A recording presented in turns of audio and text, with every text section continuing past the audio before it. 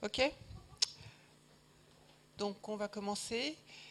Donc on a eu cours la semaine dernière, pardon, et je ne vais pas me représenter. Donc aujourd'hui on a deux cours, donc de 10 jusqu'à midi. C'est des cours, je ne le cache pas, c'est un catalogue. Donc le premier cours, ça va être un catalogue. Donc c'est votre premier contact, ou peut-être pas le premier pour certains, mais avec le mode d'action des antibiotiques. Donc ça va être une liste de molécules. S'il y a un message à retenir, c'est, vous vous souvenez du cours de la semaine dernière où je vous ai parlé de la structure des bactéries. Globalement, je vous ai dit qu'il y avait une paroi, qu'il y avait, il y avait des spécificités qui étaient spécifiques, pardon, qui étaient aux prokaryotes. Donc vous allez avoir des antibiotiques qui vont spécifiquement cibler ces structures uniques aux prokaryotes. Donc la conséquence de quoi? C'est qu'on va avoir des antibiotiques, et ces antibiotiques, en fonction de la structure des bactéries et en fonction de l'espèce bactérienne donnée, vont être actifs ou vont être inactifs. Et donc ça a des conséquences, parce que si vous allez donner un antibiotique sur n'importe quelle espèce bactérienne, eh bien c'est ce qu'on appellera le spectre d'activité. Cet antibiotique sera ou non actif sur cette espèce bactérienne. Donc antibiotique, mode d'action, spectre d'activité des différentes molécules. On part, mais accrochez-vous, parce que vraiment c'est un catalogue. Alors bien évidemment, je ne vous demande pas, et on ne vous demandera pas de retenir tout le nom des molécules. Ce n'est pas l'objectif de ce cours. C'est une première introduction à ces molécules qui sont très importantes. Et durant tout le cycle de cet enseignement, vous allez en entendre reparler. Alors voilà, d'accord, ça commence bien. Donc, vous avez un tableau ici où vous allez, donc liste en 2014, elle est valable aussi en 2015. Alors, vous vous souvenez, la paroi des bactéries que l'on appelle le peptidoglycane est spécifique des bactéries. Donc, on va avoir des antibiotiques qui vont inhiber le peptidoglycane. On va avoir des antibiotiques qui vont agir sur les enveloppes membranaires, la membrane cytoplasmique.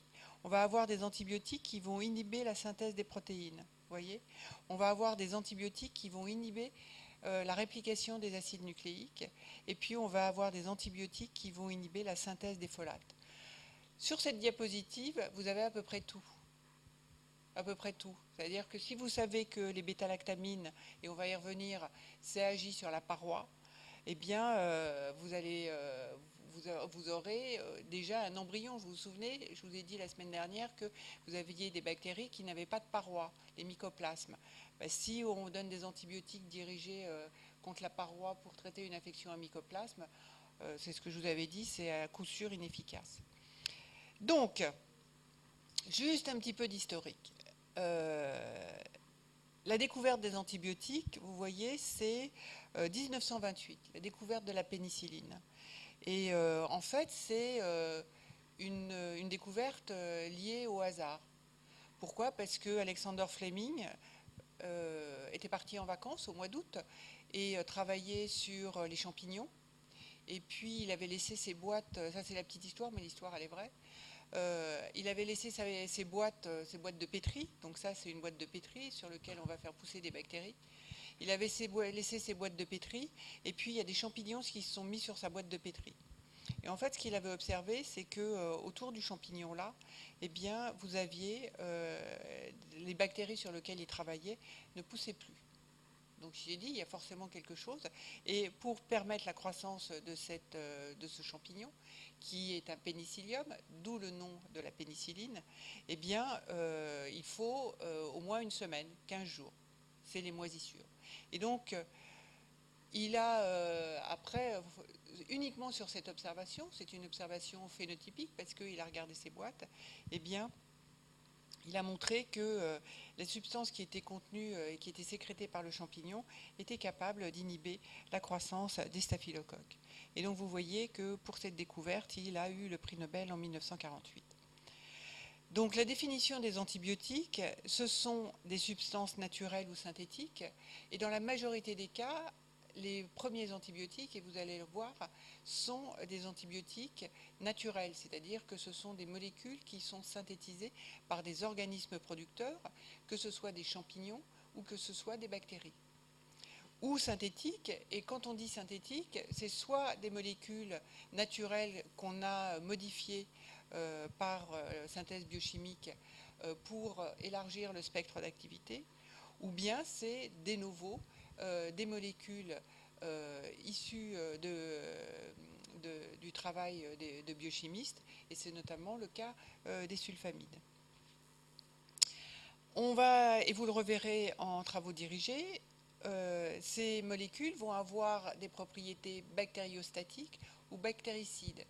Bactériostatique, c'est-à-dire qu'on induit une stase, c'est-à-dire que on ne permet pas la croissance des bactéries, mais on ne tue pas les bactéries. En revanche, quand ces molécules sont bactéricides, c'est-à-dire qu'elles vont tuer les bactéries. Et donc, pour un traitement antibiotique, pour une infection grave, on a d'autant plus intérêt à avoir des antibiotiques qui auront une activité bactéricide pour tuer l'ensemble des bactéries responsables de l'infection. Il faut savoir que, bien évidemment, pour leur utilisation par voie générale ou même par voie ingérée, soit injectée par voie intraveineuse, soit ingérée par voie orale, eh bien, il faut que ces molécules aient une toxicité modérée. Et puis, comme je vous le disais, ils vont perturber le fonctionnement d'une cible bactérienne spécifique.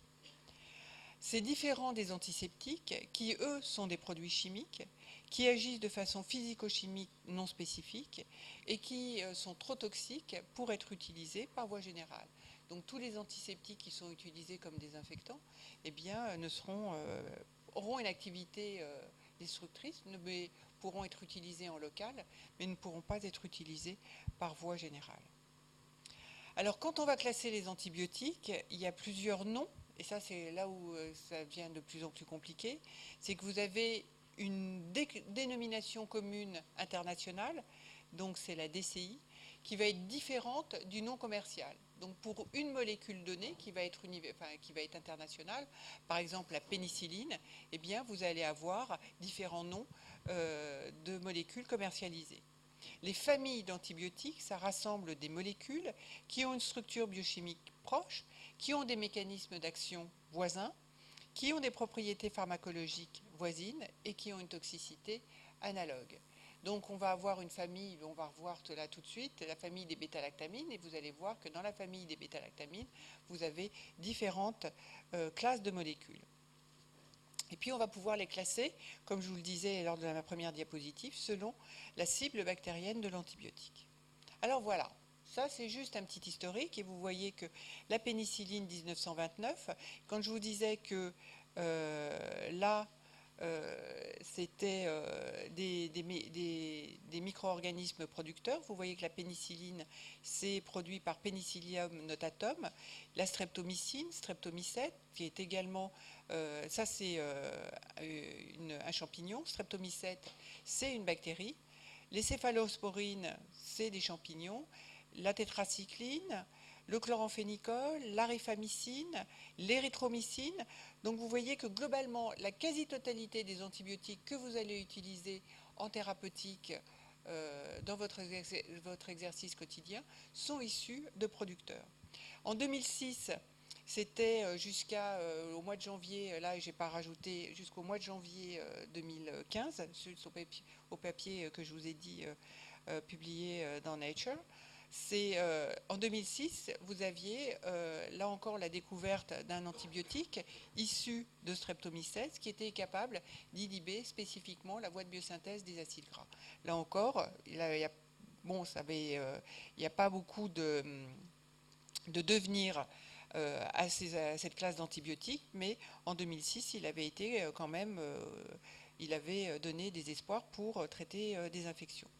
Alors voilà, c'est juste pour vous dire que ça c'est en 83. En 83, j'ai débuté mon internat. Donc vous voyez qu'en 83, il y avait à peu près 16 molécules qui étaient mises sur le marché par an, nouvelles molécules. En 98-2002, il n'y en a plus que 6. Et depuis 10 ans, il n'y a pas grand maximum une molécule tous les 2 ans. Donc, globalement, l'arsenal thérapeutique en matière d'antibiotiques est un problème majeur, puisque, comme je vous l'ai dit, il y a des mécanismes de résistance, et là on le reverra après au cours suivant. La résistance bactérienne est croissante, liée à une mauvaise utilisation des antibiotiques, à une surprescription, à une prescription inadaptée, avec des efforts à faire considérables en matière de prévention. Donc vous voyez, et en pratique, pour mettre en place et mettre sur le marché une nouvelle molécule, il faut à peu près 20 ans. À l'heure actuelle, on n'en a pas. Ça veut dire que dans le meilleur des cas, dans 10 ans, on peut avoir des molécules, mais jusqu'à dans 10 ans, on n'aura rien. Donc il faut vraiment prévenir l'émergence de ces bactéries multirésistantes. Alors pourquoi les antibiotiques sont nécessaires? Ça, c'est une évidence. Parce que là encore, lié à la mauvaise utilisation ou l'utilisation inappropriée, la résistance est en augmentation. Bien évidemment, c'est des molécules efficaces, qui sont faciles à administrer, qui agissent rapidement, dont les effets secondaires sont connus mais pas toujours compris. C'est des molécules qui, compte tenu du marché que je viens de vous décrire, les brevets liés à ces molécules sont plus valides, donc les génériques sont pas chers, les molécules sont pas chères. Les médecins et les patients, je dirais, 99% d'entre eux n'ont aucun doute sur leur efficacité. Nous, microbiologistes, on sait les tester. Et puis, vous voyez, depuis 1998, il y a seulement 7 molécules qui ont été mises sur le marché, donc c'est un vrai problème. Ça, c'est pour vous montrer un peu la résistance et les taux de résistance.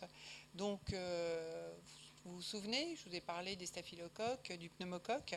Donc, le pneumocoque, c'est l'agent de la pneumopathie, c'est l'agent de la méningite. Il y a un vaccin pour prévenir la méningite.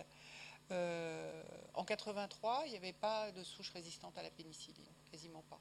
Elles sont apparues à la fin des années 80. Ici, vous voyez, en France, en Espagne, on est à 20 à 50% de souches de sensibilité intermédiaire à la pénicilline. Ça veut dire que la pénicilline est encore active, mais vous avez quelques souches qui sont hautement résistantes. Et puis vous voyez ici, c'est le staph doré.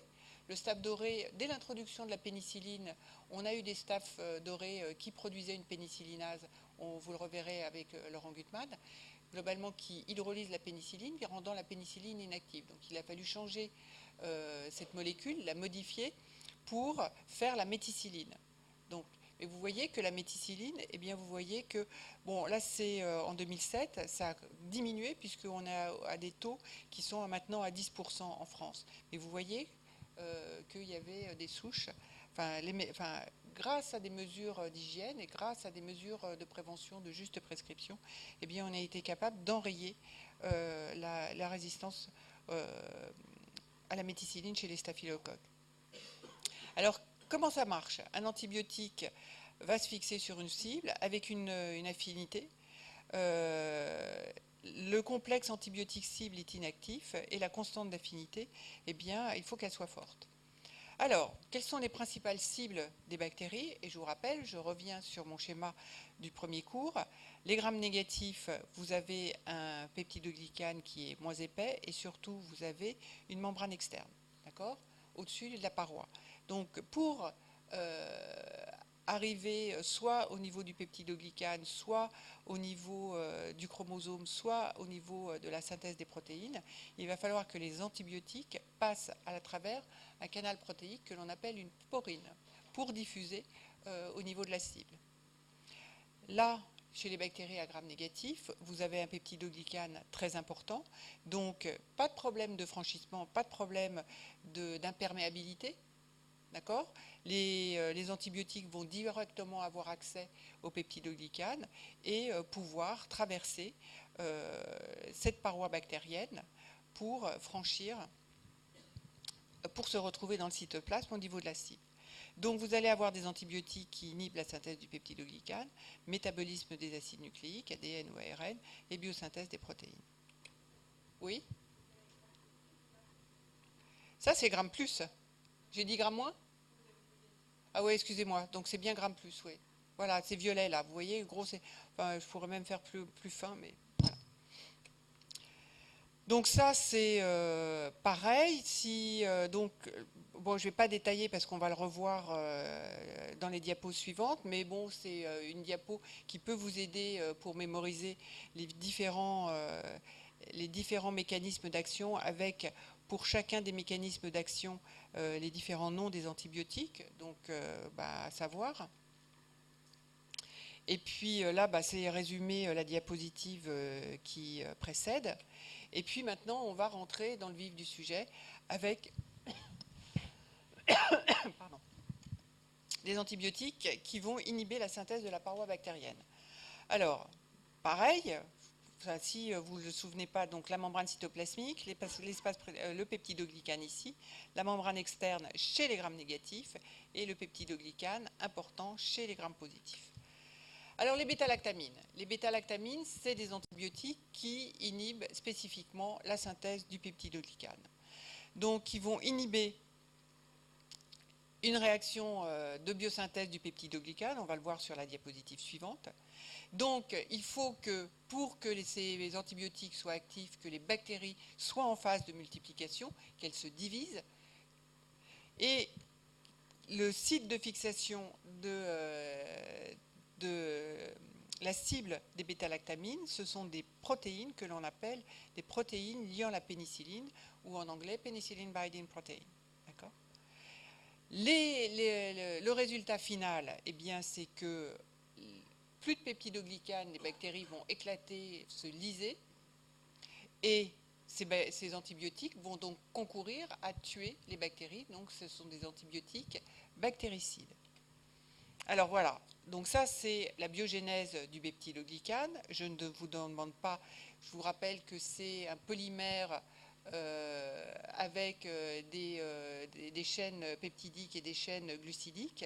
Et les bêta-lactamines vont agir au niveau des enzymes qui vont catalyser la transpeptidation, c'est-à-dire la réaction enzymatique permettant de lier le DHA à la ylysine, et ce que l'on appelle une transpeptidase. Vous avez également comme cible de ces antibiotiques les transglycosylases. Donc si on ne réticule plus le peptidoglycane, il n'y a plus de synthèse du peptidoglycane, et donc on aboutit à la liste des bactéries. Oui? Laquelle? Celle-là?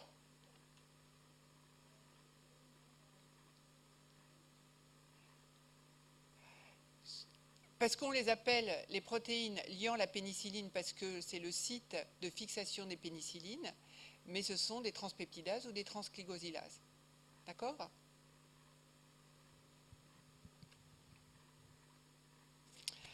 Alors, structure chimique des bêta-lactamines. Donc vous voyez ici, il y a toujours ce noyau qui est commun à toutes les bêta-lactamines. Ici, vous avez la représentation biochimique des différentes classes de bêta-lactamines.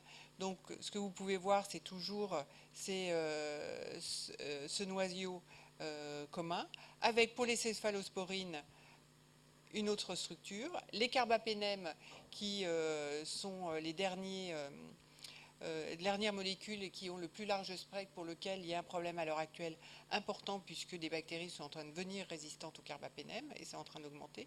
Ici, vous avez une autre molécule et ici, vous avez encore une autre molécule. Donc globalement, elles ont toutes une structure biochimique commune. Donc, tout ont le cycle bêta-lactamase associé à un cycle thiazoline pour former le noyau commun aux pénicillines, ou associé à un noyau dihydrothiazine pour former les céphalosporines. Alors les pénicillines, vous avez là encore, on décline différentes classes de pénicillines en fonction de leur structure biochimique et de leur spectre d'activité. Donc les premières connues sont la pénicilline G ou la pénicilline V, qui était active sur le staphylocoque, qui a été la découverte de Fleming, et puis pour lequel on a modifié la structure parce que les bactéries étaient devenues résistantes à la pénicilline G, donc on a modifier la structure pour donner une pénicilline M, donc c'est la méticilline ou l'oxacilline, qui est très largement utilisée pour traiter des infections à staphylocoque. Les pénicillines du groupe A ou aminocilline, que l'on appelle également ampicilline ou amoxicilline, donc c'est le clamoxyl, c'est tous les noms commerciaux dans lequel on a cette molécule. Vous avez les carboxypénicillines, carbénicilline ou ticarciline, uréidopénicilline, mésocilline, pipéracilline, carbapénem et clavam. Ça, c'est les pénicillines. On va y revenir. Les céphalosporines, alors en fonction effectivement de leur ordre d'apparition, de leur ordre de biosynthèse, de leur ordre d'apparition en thérapeutique, eh bien, on appelle les céphalosporines de première génération, deuxième génération, troisième génération, quatrième génération. Et vous voyez, le troisième génération, vous avez le claforam, et vous avez également, donc c'est le céphotaxime, ou la ceftriaxone, avec la rocéfine, ceftazidime, le Fortum, c'est des antibiotiques qui sont très souvent prescrits pour traiter des infections graves à bacilles à gram négatif. Quatrième génération, des antibiotiques qui sont moins utilisés parce qu'on les préserve, Axépime ou Cefrom, donc Cefepime ou Cefpirom. En fait, ce qu'on préfère, c'est que vous reteniez les noms des molécules plutôt que les noms commerciaux. Quand vous allez recevoir un résultat de bactériologie avec la sensibilité de la bactérie vis-à-vis des antibiotiques que l'on aura testés, on vous mettra sur le résultat le nom de la molécule et le nom des préparations commerciales potentielles. Puis vous avez les Modobactam. Il n'y a qu'une molécule appartenant à cette famille, c'est l'astréonam ou l'azactam, dont le spectre d'activité ne marchera que sur les bacilles à gram négatif. Alors, les pénicillines, qu'on appelle également les pénam, le spectre d'activité, c'est coccigramme plus et gramme moins. Donc coccigramme plus, c'est quoi? Staphylocoque, streptocoque. D'accord? Coccigramme moins, c'est petit grain de café, Neisseria, donc méningocoque ou gonocoque. Bacillegramme plus, Listeria, Corinée, vous reverrez, d'accord? Donc, non, mais bon, il faut commencer à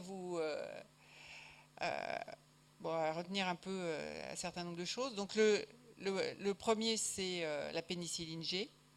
On a des formes dites retard, avec notamment l'extensiline, que l'on prescrit pour traiter des infections à Treponema pallidum. C'est quoi Treponema pallidum? Syphilis. Okay. Et puis on a des formes orales, donc la pénicilline V ou l'oraciline, qui vous voyez a été commercialisée en 1958. Les pénicillines du groupe M donc, sont des pénicillines antistaphylococciques. Le spectre, c'est celui de la pénicilline G, en sachant qu'ils sont moins actifs sur les streptocoques. D'accord? C'est vraiment des molécules pour lesquelles cette pénicilline a une forte activité pour les PLP, donc les transpeptidases ou les transglycosylases, spécifiques des staphylocoques. D'accord? Donc, c'est une molécule qui n'est pas inactivée par la pénicillinase de staphylocoque. Quand on voyait pénicillinase, c'est une enzyme qui va hydrolyser la pénicilline. 90% des staphylocoques sécrètent une pénicillinase. Donc, de mettre en probabiliste de la pénicilline V ou G sur une infection potentielle à staphylocoque, vous êtes vous aurez 90% de chances d'échec. D'où leur indication. Les infections à staphylocoque, donc c'est les molécules, c'est l'oxacilline ou le bristopène ou la cloxacilline ou l'orbénine. Alors, les pénicillines du groupe A, c'est les aminobenzylpénicillines, donc ampicilline ou amoxicilline, Donc on élargit le spectre, puisqu'on va l'élargir à certains bacilles à Gram négatifs. Donc là encore, elles vont être hydrolysées par les pénicillinases. Oui.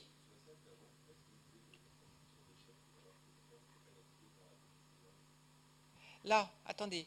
Là, je dis que quand vous traitez une infection par de la pénicilline G ou V, puisqu'elles sont sensibles à la pénicillinase de Staph. D'accord? En revanche, la pénicilline du groupe M ne sont pas sensibles à la pénicillinase de Staph. Donc comme 90% des souches de Staph produisent une pénicillinase, traiter avec de la pénicilline G ou V, ça ne marchera pas. D'accord? Donc c'est vraiment, pour traiter une infection à staphylocoque, on utilise les pénicillines du groupe M. Le problème va se poser si la souche est résistante à la pénicilline, parce qu'elle aura modifié ses PLP, ou elle aura une PLP supplémentaire qui va lier cette pénicilline. Enfin bon, vous reverrez ça, d'accord? Donc, c'est actif sur des bacilles à Gram négatifs. Donc, bacilles à Gram négatifs, entérobactéries, principale entérobactérie responsable d'infections urinaires. Petit bacille Gram plus, entérobactérie, coloration bipolaire. C'est quoi? Les infections urinaires, c'est lié à quoi? Coli, d'accord? Donc, coli est sensible à l'amoxicilline. Sauf que le problème, c'est que coli a développé des mécanismes de résistance, et là encore, il a une pénicillinase, et donc dans 50% des cas, ça peut ne pas marcher. Et puis vous avez des entérobactéries, donc KES, je peux l'écrire si vous voulez, c'est Klebsiella enterobacter serratia, donc c'est des noms barbares. Hein.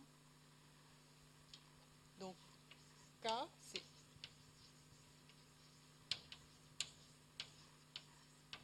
ça c'est K, E, entérobacter.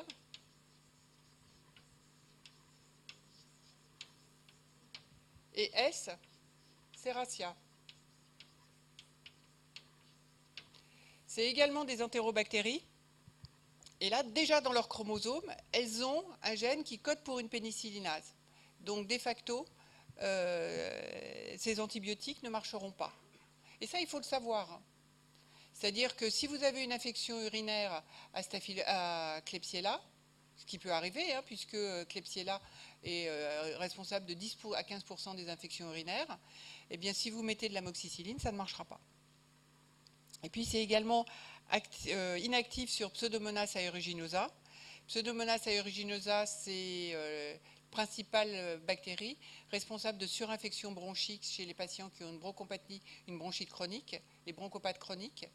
Et puis, c'est le principal bactérie qui va être responsable de surinfection chez les patients atteints de mucoviscidose. Donc ici, vous avez les différentes molécules. Je ne vais pas rentrer dans les détails, mais c'est des molécules qui sont très largement prescrites. Le groupe des acyl uréidopénicillines. Donc on élargit encore le spectre. Donc tout à l'heure, je vous ai dit, on était actif sur coli, mais on n'était pas actif sur Klebsiella enterobacter serratia. Eh bien, on va être on va être actif sur Pseudomonas aeruginosa, mais on ne va toujours pas être actif sur Klebsiella enterobacter serratia. Parce que les pénicillinases qui sont chez ces espèces bactériennes rendent inactifs ces uréidopénicillines. Donc ici, vous avez une molécule qui est peu utilisée, mais vous allez voir, pour traiter ces infections-là qui produisent une pénicillinase, eh bien, ce que l'industrie pharmaceutique a fait, c'est qu'elle a associé l'antibiotique avec un inhibiteur de pénicillinase. Et donc, quand on va associer la ticarciline avec un inhibiteur qui est l'acide clavulanique, ça va donner le clavantin. Et dans ce cas-là, on va élargir le spectre et on pourra traiter des infections à Klebsiella, enterobacter ou serratia. Donc, amidéopénicilline limitée au bacille à Gram négatif. Il y a une seule molécule qui a été commercialisée en 82, c'est le Selexide, pour lequel on se repose des questions. concernant leur utilisation pour les infections urinaires. Donc vous en entendrez peut-être parler au cours des cours d'infectiologie. Alors, dans le groupe des PNAM, vous avez également ce dont je vous parlais, les inhibiteurs de bêta-lactamase. Donc ces inhibiteurs de bêta-lactamase ont une activité bactérienne faible, mais inhibent la majorité des pénicillinases. Donc, par contre, ils sont inactifs sur les céphalosporinases. Il y a différentes enzymes qui vont hydrolyser les antibiotiques, pénicilline, donc il y a les pénicillinases qui hydrolysent spécifiquement les pénicillines, et puis vous allez avoir des enzymes qui vont spécifiquement hydrolyser les céphalosporines. Donc ces inhibiteurs de pénicillinase inhibent l'action des pénicillinases, mais pas des céphalosporinases. Et donc le principal inhibiteur connu et utilisé, c'est l'acide clavulanique. Quand on l'associe à l'amoxicilline, eh bien c'est l'association amoxicilline plus acide clavulanique, c'est l'augmentin. Quand on l'associe à la técarciline, c'est le clavantin. Et on a d'autres inhibiteurs, comme le sulbactam, bon, peu importe. Enfin, quand on l'associe à l'amoxicilline, eh bien ça donne une autre molécule. Et puis surtout, le tazobactam, c'est l'association de piperacilline avec du sulbactam et ça donne la tazociline. Et donc là encore, c'est un antibiotique qui est extrêmement utilisé et qui vous permettra d'avoir un spectre suffisamment étendu pour traiter la quasi-totalité des infections à entérobactéries. Alors, dans la famille toujours des pénicillines, vous avez les dernières pénicillines synthétisées que l'on appelle les carbapénèmes. Donc là, le spectre est encore beaucoup plus large puisqu'il va être actif à la fois sur des bactéries qui vont produire une pénicillinase et une céphalosporinase. Donc globalement, c'est actif sur tout. C'est les super antibiotiques. Eh bien, ces molécules, vous en entendrez parler, c'est le thiénam, c'est l'ertapénème, c'est le méropénème, c'est le doripénème.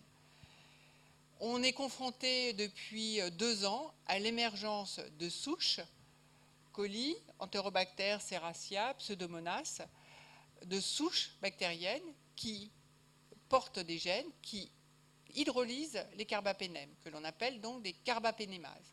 Et donc, ces bactéries sont devenues résistantes à toutes les molécules de la famille des pénicillines. Donc après, vous allez voir dans le cours prochain, je vais vous montrer comment peuvent s'organiser ces gènes. Et donc, sur un élément génétique, vous allez pouvoir avoir des gènes qui confèrent la résistance aux bêta-lactamines, mais vous aurez des gènes conférant la résistance à d'autres molécules d'antibiotiques. Et globalement, on aboutit à des bactéries qui sont des superbugs, comme disent les anglo-saxons, qui sont résistantes à tout. Alors, deuxième classe de bêta-lactamines, ce sont les céphèmes. Donc les céphèmes, c'est céphalosporines. Ce sont toutes des produits donc à large spectre, dont l'intérêt réside surtout dans leur activité anti-gram négatif. Et donc, comme je vous le disais, en fonction de leur commercialisation, eh bien, on les définit en plusieurs générations. Première génération, donc c'est des molécules qui sont résistantes aux pénicillinases. Par contre, les premières générations étaient inactives sur Pseudomonas aeruginosa. Donc vous en avez différentes.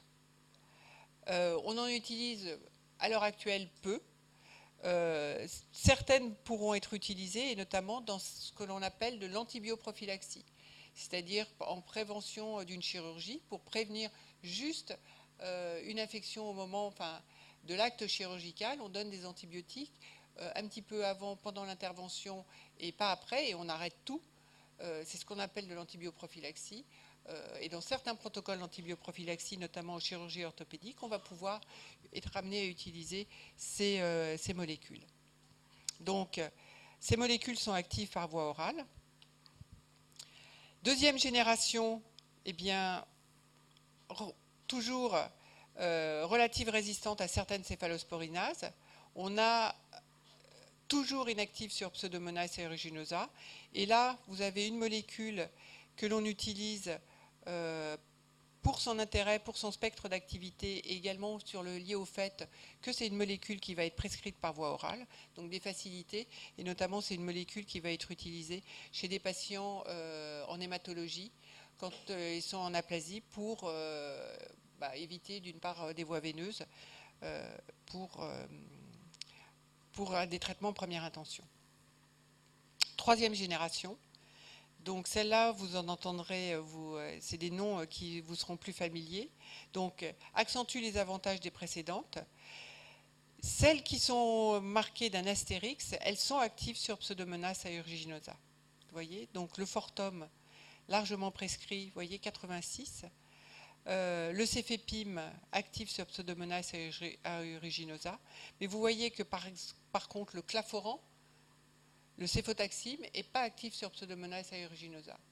Donc là encore, je répète, quand vous avez une suspicion d'infection, quand vous avez un patient qui a un sepsis grave, il est impératif d'avoir d'une part l'identification de la bactérie et d'autre part l'antibiogramme, c'est-à-dire l'étude de la sensibilité des antibiotiques utilisables en routine pour traiter l'infection.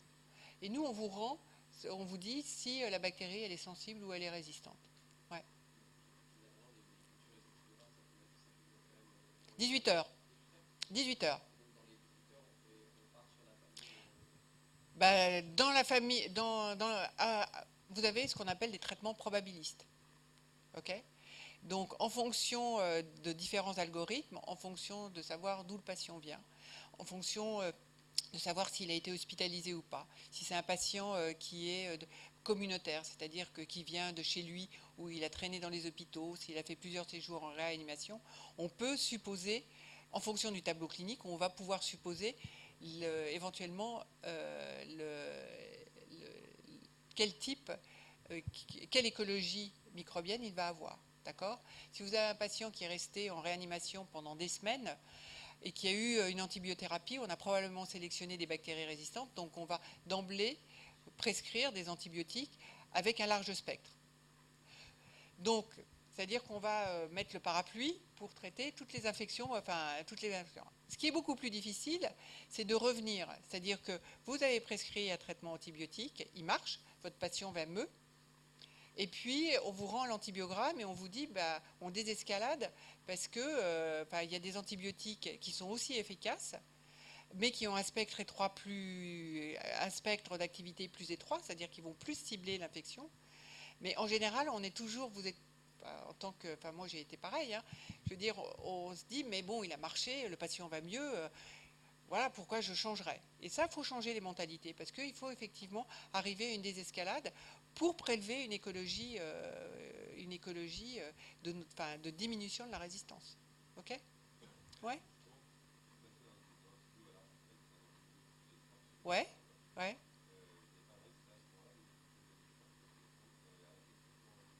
Non, parce que non, ça dépend comment on le prescrit. D'accord ?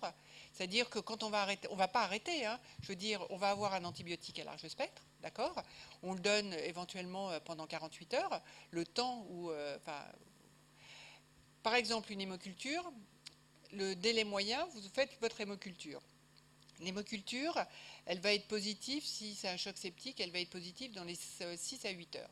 Alors soit le malade, il a du bol, et ça, on détecte sa positivité dans la journée, on ne détecte pas encore, il n'y a personne pour l'instant pour aller regarder les flacons hémoculture la nuit.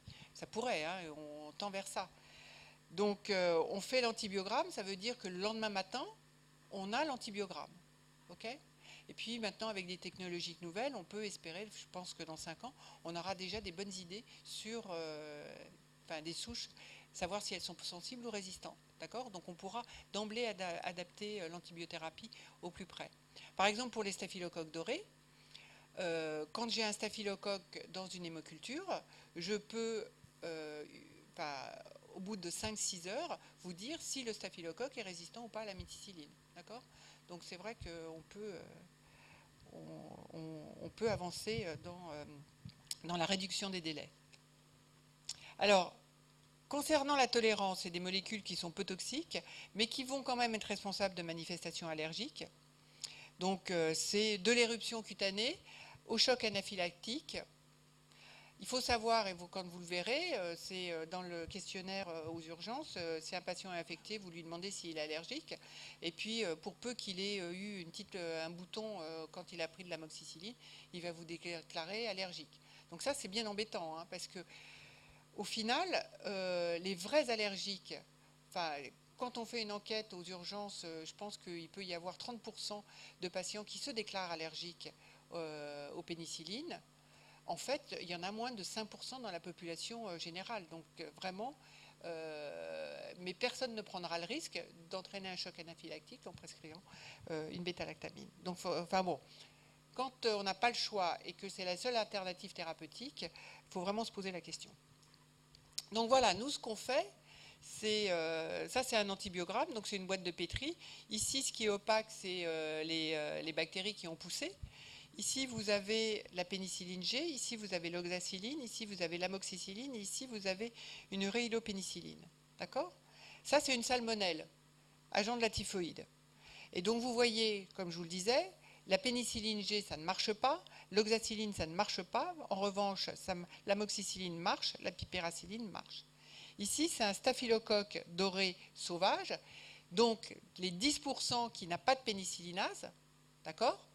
Donc la pénicilline G marche, l'oxacilline marche et les autres antibiotiques marchent. Mais ce qui va le mieux marcher, c'est la pénicilline G, parce que l'affinité de la pénicilline pour les PLP, transglycosylase ou transpeptidase du staphylocoque, elle est bien plus élevée que ne l'est la pipéracilline ou l'oxacilline. D'accord? Et ça se traduit par, vous voyez, le diamètre d'inhibition. Donc globalement ici, ça c'est le staph qui pousse. Et ça, j'ai un disque de papier buvard qui est imprégné d'une concentration d'antibiotiques. Donc ça, c'est la loi. Il va y avoir une diffusion dans la gélose de la molécule d'antibiotiques. Et on va corréler le diamètre d'inhibition à la concentration minimale inhibitrice. Et en fonction du diamètre, eh bien, on dira si la souche est sensible ou si la souche est résistante par l'établissement d'ABAC. Donc là, ça pousse au contact, c'est bien évidemment résistant. Donc voilà, ça c'était les bêta-lactamines. On est loin d'avoir fait le tour complet. Mais retenez, il y a des pénicillines, il y a des céphalosporines. Pour hydrolyser les pénicillines, vous avez des pénicillinases. Pour hydrolyser les céphalosporines, vous avez des céphalosporinases. Pour hydrolyser les carbapénèmes, vous avez des carbapénémases. Et le chapeau global de ces mécanismes de résistance, ce sont des bêta-lactamases. D'accord? Bêta-lactamase pour bêta-lactamine. Pénicillinase pour pénicilline, céphalosporinase pour céphalosporine, carbapénémase pour carbapénème. C'est clair? Après, c'est au fur et à mesure de l'enseignement que vous allez de nouveau vous familiariser avec ces noms de molécules. Et puis, voilà. Et puis, je vous encourage vivement, je pense que c'est en 4e année, il y a un enseignement, un certificat optionnel, je pense qu'il est rendu obligatoire maintenant, d'antibiothérapie. Donc là, c'est à peu près le seul cours que vous aurez, et on aura de nouveau un enseignement dirigé, concernant les molécules, ces molécules. Après, vous allez en entendre parler au cours de vos enseignements, mais vraiment, moi je plaide pour ma cause, mais vraiment, et puis on va se retrouver vraiment dans des impasses thérapeutiques. Je veux dire, les déclarations à la fin des années 70, on disait que les maladies infectieuses allaient disparaître, c'est faux. Je veux dire, on voit réapparaître des bactéries multirésistantes et on sera confronté dans les services hospitaliers avec des gens qui mourront d'une infection parce que les bactéries sont multirésistantes. Alors, ouais, ouais, ouais. Alors, on teste, on bidouille, on regarde, on prend des molécules qui n'ont pas une grande affinité. Donc, on va regarder, et ça, c'est quand on va tester la sensibilité d'une bactérie aux antibiotiques, on va bien évidemment tester d'autres molécules, comme les aminosides, comme les quinolones, et ça, on va le revoir après. Et puis, on choisira celle pour laquelle il reste encore quelque chose. D'accord? Donc, ça limite l'arsenal thérapeutique. Quand je vous dis qu'on se retrouve vraiment dans des impasses, c'est vrai.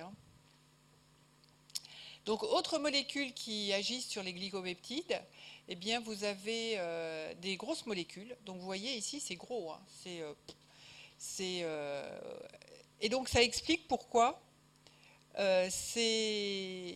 vous vous souvenez, gramme plus, gramme moins. Gramme plus, il y a la membrane, gramme moins, il y a la membrane externe.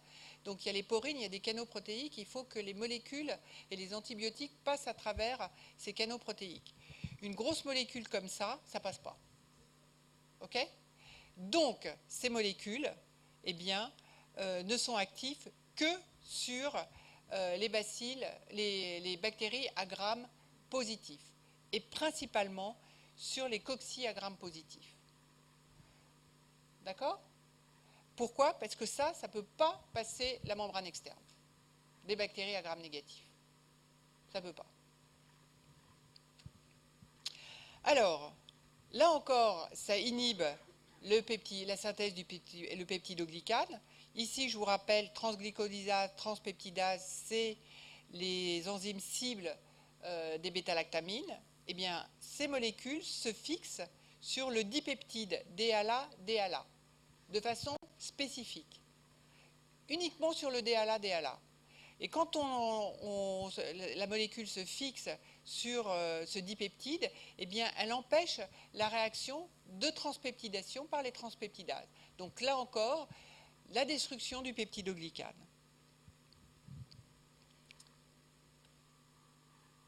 Et on a des souches qui sont devenues résistantes, et vous le reverrez. Pourquoi ? Parce que au lieu on a modifié, la bactérie a acquis un gène de résistance qui, au lieu de permettre la synthèse de DHA-DHA, a juste modifié cet acide aminé-là en mettant à la place du DHA-DHA un peptidoglycane qui synthétise du DHA-délactate.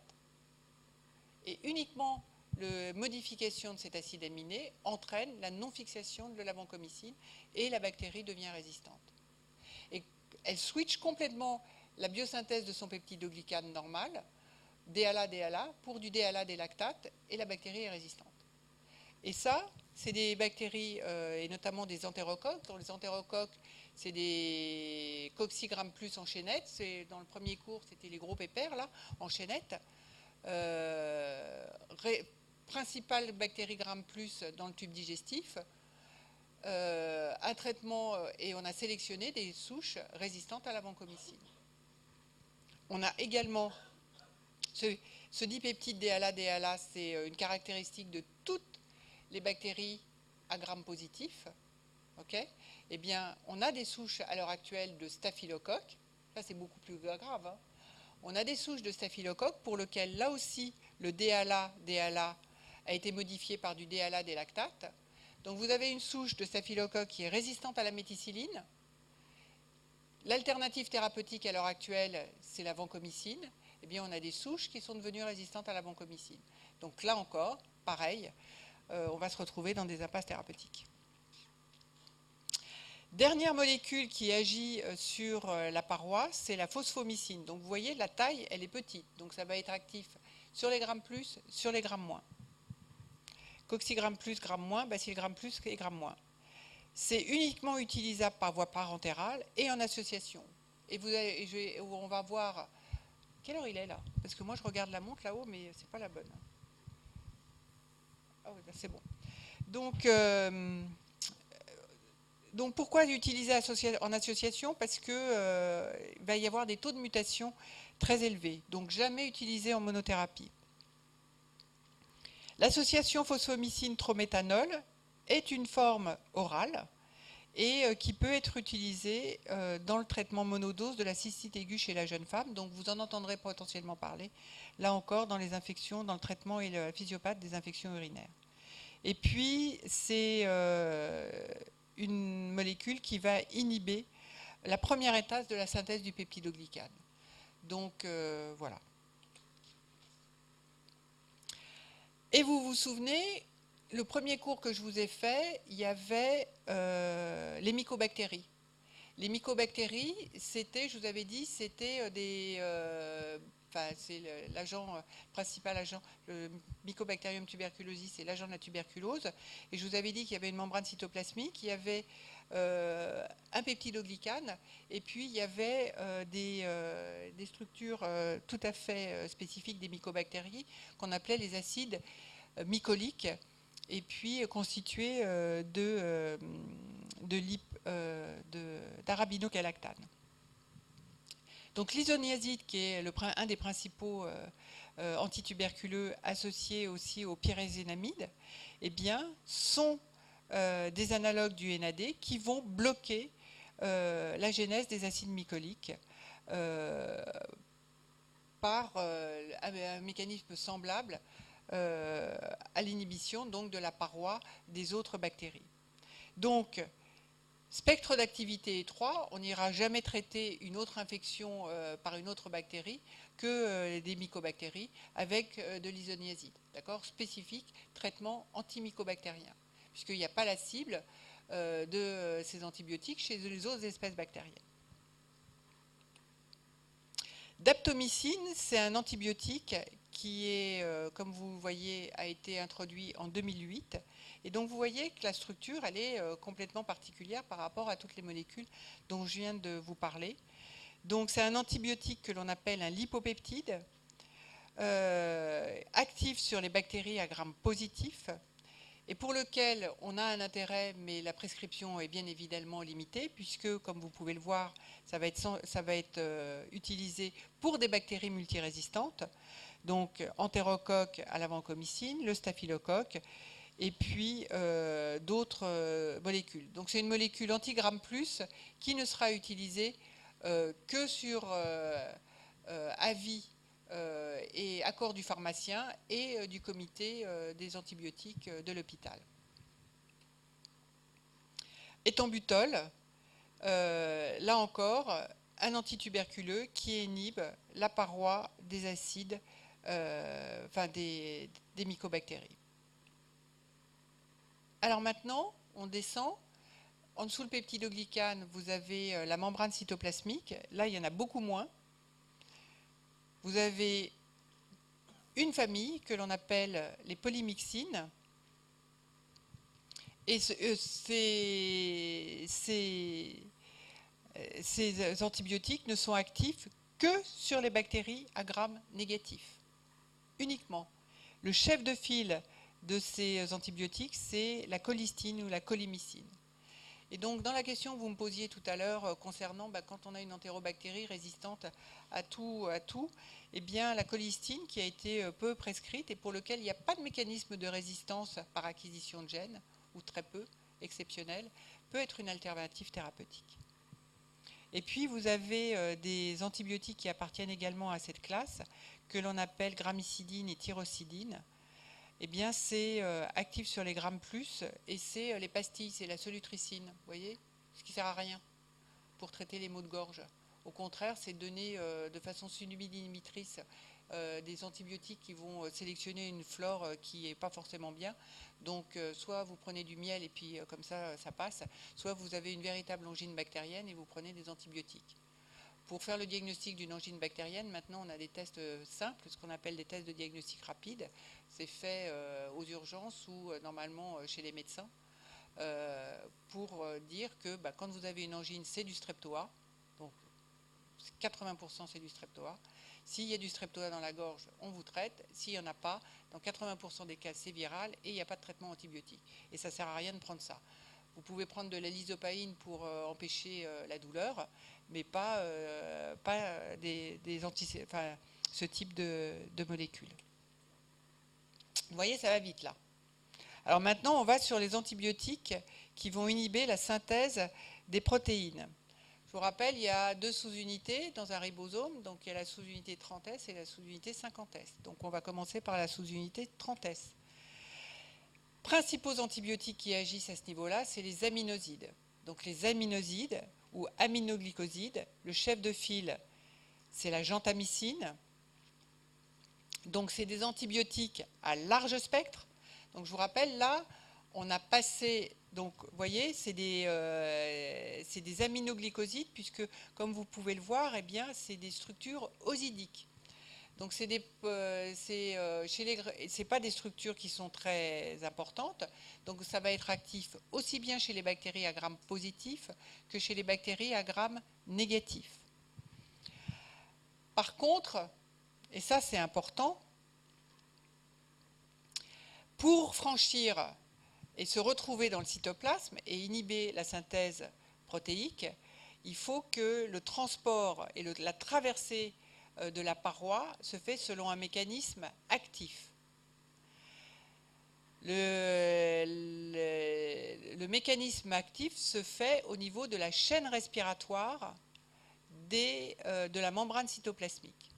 Si vous n'avez pas de chaîne respiratoire, donc si la bactérie est anaérobie, n'est pas capable ou partiellement, préférentiellement anaérobie, eh bien vous n'aurez pas de diffusion des aminosides. Ok ? Streptocoques et entérocoques sont des bactéries qui n'ont pas de chaîne respiratoire. Donc les streptocoques et les entérocoques sont naturellement résistants aux aminosides, de la même façon que toutes les bactéries anaérobies sont résistantes aux aminosides. Vous allez me dire, mais quand on a une infection grave à pneumocoque et une méningite, on peut donner de l'amoxicilline ou une céphalosporine associée à un aminoside. Pourquoi ? Bien parce qu'on a une synergie. Parce que la bêta-lactamine va détruire la paroi et donc du coup ça va rentrer. Ok ? C'est de la synergie, véritable synergie.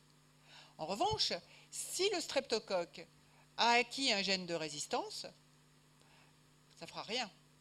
Elle sera devenue résistante. D'accord ? Et ça aura beau rentrer, la bactérie sera devenue résistante. Donc, c'est des antibiotiques qui sont très rapidement bactéricides, qui sont utilisables par voie parentérale. Et puis, vous avez un antibiotique qui est un petit peu particulier, qui est à part, c'est la spectinomycine, qui va être utilisée en traitement unique, mais bon, qui est une alternative pour traiter les infections, les IST à Neisseria gonorrhée. Donc parmi les antibiotiques, vous en entendrez, donc il y a la Janta, bien sûr, la néthylmycine, il y a l'amicacine ou l'amiclin, voyez. Et donc vous voyez, 76, 81, 82, depuis il n'y a plus rien. Mécanisme d'action des aminosides, c'est des erreurs de lecture de certains triplets de l'ARN messager. Donc on entraîne la synthèse de protéines normales et globalement l'arrêt de la synthèse. La toxicité, ça c'est important, c'est des antibiotiques qui sont néphrotoxiques, qui sont autotoxiques. Donc il n'y a pas de prescription d'aminosides sans dosage et sans monitoring de la prescription et des doses qui ont été administrées. C'est dépendant de la fonction rénale, donc il faudra adapter votre prescription à la fonction rénale du malade. Et les effets secondaires, concernant l'autotoxicité, ils ne sont pas réversibles. Donc c'est embêtant de rendre sourd un patient pour l'avoir traité avec des antibiotiques. Donc ici, sensibilité des diverses espèces bactériennes aux aminosides, naturellement sensibles. Vous avez revoyez. La seule chose que je vous demande, c'est avant le TD, donc je ne sais pas, ça sera au mois de mai, on se reverra. C'est ouais, c'est à peu près, donc c'est loin. Hein. Donc, il faudra quand même qu'avant le TD, vous ayez un peu revu le cours. Parce que sinon, on va de nouveau recommencer tout. D'accord ? Donc, vous avez un questionnaire, vous regardez les questions qui vous sont posées une semaine avant ou le week-end d'avant. Et puis, ça ira mieux. Donc, vous voyez, puis vous avez des bactéries qui sont naturellement résistantes. Bithérapie, aminoside, bêta-lactamine, bactéries gramme moins, gramme plus. Bithérapie, aminoside, glycopeptide, c'est pareil. Deuxième classe d'antibiotiques qui marche aussi sur la sous-unité 30S, c'est les tétracyclines. Ça, c'est la structure. Tétracycline, doxycycline, minocycline, tigécycline. Ça, c'est la dernière molécule qui est sortie. C'est des antibiotiques qui sont bactériostatiques, qui ont très large spectre. Mais les résistances, c'est les antibiotiques pour lesquels il y a la plus grande diversité de gènes de résistance. Et vous avez des bactéries, et notamment une bactérie sur laquelle je travaille beaucoup pour la physiopathologie des infections néonatales, qui est le streptocoque du groupe B, je vous en reparlerai quand je ferai le cours. Eh bien, cette bactérie, alors qu'il n'y a pas eu de pression de sélection,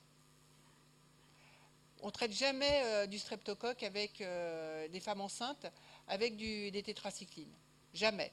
Pourtant, 90% des strepto-B qui vont être responsables sont résistants aux tétracyclines. Il y a un problème quand même. Et bien là, on a un papier, c'est quelque chose qui m'intéressait depuis que j'ai commencé. Et en fait, on a clairement montré que la tétracycline, elle a été très largement prescrite quand j'étais petite. Quand j'avais une angine à strepto, mes parents me filaient des tétracyclines pour traiter. Mais on ne donne jamais de tétracycline chez une femme enceinte, parce que si on donne de la tétracycline chez une femme enceinte, son gamin il va se retrouver avec les dents jaunes. Donc, et puis c'est toxique. Okay, mais à la fin des années 50, au début des années 60, il n'y avait pas un arsenal thérapeutique comme on avait, et pour traiter une angine, on a donné des tétracyclines. Et en fait, ce qu'on s'est rendu compte, c'est qu'on a sélectionné une population de streptocoques résistants aux tétracyclines, virulentes, pour l'homme. Ça, c'est pour la petite histoire. Donc, bactériostatique, large spectre.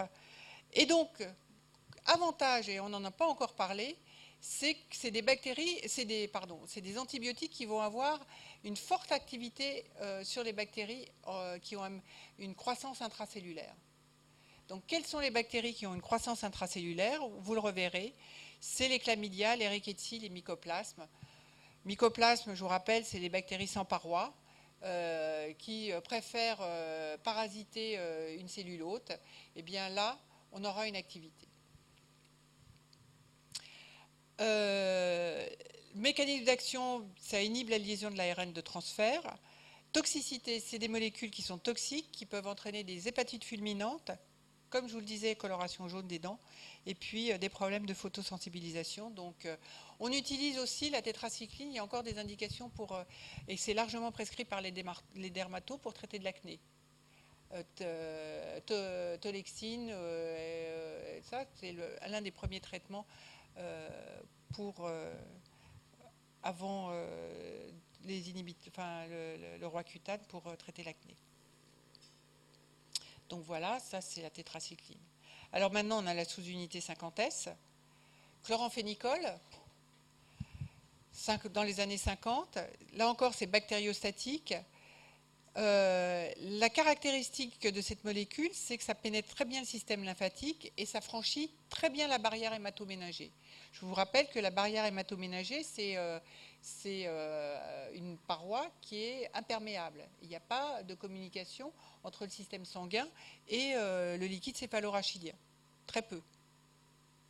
Et donc pour que les antibiotiques franchissent la barrière hématoménagée, pour traiter une infection ménagée, il y a certains endroits où ça va pouvoir se faire, mais il va falloir qu'ils diffusent. Et le chloramphénicol marche très bien. On utilise très peu le chloramphénicol parce qu'il y a des effets secondaires et puis qu'il y a des résistances. Donc la toxicité, c'est essentiellement les risques hématologiques avec des aplasies médulaires complètes qui ont été décrites au chloramphénicol. En revanche, c'est des antibiotiques qui vont être très actifs, je vous ai dit, sur le système lymphatique, avec une diffusion lymphatique. Et dans les pays en développement, c'est un antibiotique qui est très utilisé pour traiter la typhoïde.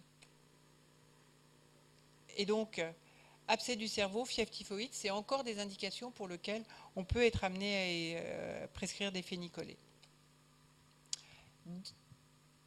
Autre classe d'antibiotiques actifs sur la sous-unité inhibiteur 50S et inhibiteur de la synthèse des protéines. Donc là, c'est une grande famille. Les macrolides. Non, je n'ai pas une... Voilà, ici, vous voyez, c'est des grosses molécules. Et vous avez, en fonction du nombre d'atomes de carbone, eh bien, des macrolides, je vais revenir, en C14. Le chef de file, c'est l'érythromycine. Vous avez la clarithromycine. En C14, avec un ajout d'un groupement kétol, eh bien, c'est la télitromycine ou le kétec. En C15, on a rajouté un atome de carbone, c'est le zitromax ou l'azithromycine. et puis vous avez des macrolides en C16. Donc en fonction de la structure biochimique, il y aura différentes molécules. C'est des antibiotiques, là encore, qui sont bactériostatiques. Gram+, cocci et bacille. Chlamydia légionnelle. Ça, c'est important. C'est inactif sur les entérobactéries. Donc, c'est inactif pour traiter une infection urinaire à coli. On ne fait pas ça. C'est inactif sur Pseudomonas aeruginosa. Chef de file, c'est l'érythromycine. Et puis, vous avez des cousins germains de ces macrolides que l'on appelle les lyncosamides ou les synergistines. Et donc, la famille, c'est les MLS, macrolides, lyncosamides, streptogramines. Et une streptogrammine, ici la pristinamycine, qui va avoir une activité antistaphylocoque importante. Voilà, on va passer, vous les aurez. Macrolide, c'est ça. Se fixe sur la sous-unité 50S, toxicité, troubles digestifs, allergie cutanée, colite pseudomembraneuse. Colite pseudomembraneuse, initialement, ça a été décrit effectivement avec la lincomycine. La colite pseudomembraneuse, c'est lié à une seule bactérie, enfin une bactérie que l'on appelle Clostridium difficile. Actuellement, tout patient de plus de 3 jours en hospitalisation qui a une diarrhée, on ne recherchera que Clostridium difficile. Que ça. Un patient, ça fait 3 jours qu'il est hospitalisé, il ne peut pas avoir une typhoïde, il ne peut pas avoir une shigelle, il peut pas, sinon il serait venu aux urgences d'emblée avec sa diarrhée. Il ne va pas déclencher sa diarrhée et attraper sa salmonelle ou sa shigelle, bon, à moins qu'il y ait des salmonelles dans la cuisine de l'hôpital. Mais bon, j'ose espérer que ça n'arrive pas, c'est pas arrivé. D'accord ? Donc, quand on fait quand vous enverrez, et ça je vous le dis, hein, parce que on les refuse, recherche de salmonelle, shigelle ou enfin de germes responsables de diarrhée dans les pays en développement, vous nous envoyez une selle moulée bien pour rechercher ces bactéries, ça ne sert à rien. On gaspille de l'argent, puis on gaspille du temps. La seule chose qu'on va rechercher chez un patient, et il n'y a pas de diarrhée, il n'y a pas d'infection à Clostridium difficile symptomatique sans diarrhée. Donc pareil, une selle moulée que vous nous envoyez pour rechercher du Clostridium difficile, poubelle. Ça ne sert à rien de l'envoyer. D'accord ? Voilà. Donc, un patient hospitalisé depuis plus de 3 jours, on recherche du Clostridium difficile, à la condition et seule si la selle est diarrhéique. Sinon, ce n'est pas la peine. Donc voilà, ici vous avez les bactéries qui sont naturellement sensibles, naturellement résistantes, c'est ce que je vous disais, hein, les entérobactéries, les bacilles à gram négatifs non fermentaires, donc c'est Pseudomonas aeruginosa. Lyncosamides, c'est pareil, on passera, et streptogramine, ça. Donc ça, c'est des diapos pour lesquels vous devez savoir pour le TD, sinon c'est pas bien. Enfin, je vais vous le dire, mais après, vous faites ce que vous voulez. Hein. Fusidine. C'est le seul antibiotique stérolique, c'est actif sur les staphylocoques, ça inhibe la translocation. Il y avait des voies orales et en fait c'est des pommades, c'est une activité anti-staph importante. Oxazolidinone, c'est 2001, c'est le Zivoxide, c'est réservé aux infections Gram+ résistantes au traitement habituel, c'est là encore un inhibiteur de la synthèse protéique. Alors, dernier, antibiotiques agissant sur la synthèse des acides nucléiques, donc c'est les quinolones. Donc ça, c'est les seuls antibiotiques pour lesquels il n'y a pas de producteur. C'est issu de la biochimie, de la chimie, d'accord ? Donc vous aviez des quinolones que l'on appelait les premières générations, qui sont quasiment plus prescrites. Et puis vous avez, par l'ajout d'un atome du fluor, on a élargi le spectre d'activité des premières quinolones qui n'étaient actives que chez les bactéries à gram négatif. Donc on élargit le spectre.